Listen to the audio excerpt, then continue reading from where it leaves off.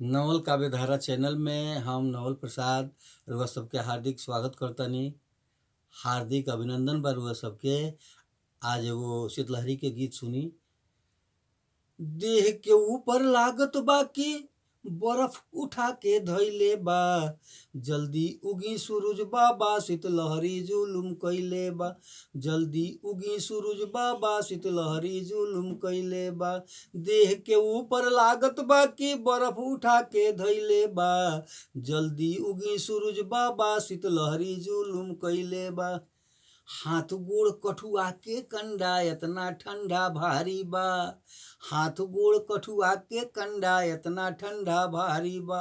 सर्दी खोखी लइकन के हब्बा डब्बा बेमारी बा। फीचल गणतर सूखल ना, फीचल गणतर सूखल ना, सूखल बा तवन मइले बा, जल्दी उगी सूरज बाबा शीतलहरी जुलुम कइले बा, जल्दी उगी सूरज बाबा शीतलहरी जुलुम कइले बा।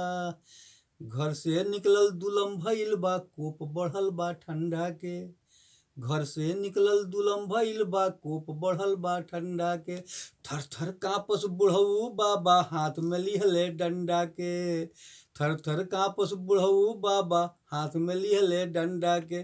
दमा से दम बुढ़िया काकी के, दमा से दम बुढ़िया काकी के, हुफुर भइले बा, जल्दी उगी सूरज बाबा शीतलहरी जुलुम कइले बा, जल्दी उगी सूरज बाबा शीतलहरी जुलुम कइले बा। रोजी रोटी मिलत ना परिवार के बोझा मुहरी पर, रोजी रोटी मिलत ना परिवार के बोझा मुहरी पर।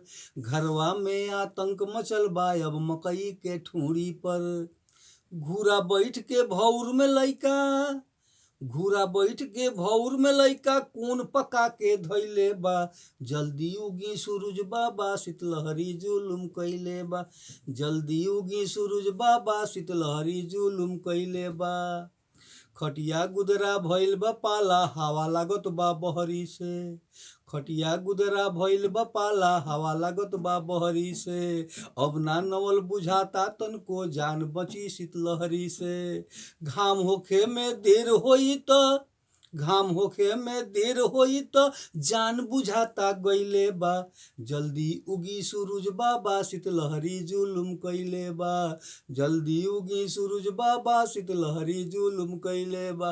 देह के ऊपर लागत बा कि बर्फ उठा के धइले बा, जल्दी उगी सूरज बाबा शीतलहरी जुलुम कइले बा, जल्दी उगी सूरज बाबा शीतलहरी जुलुम कइले बा।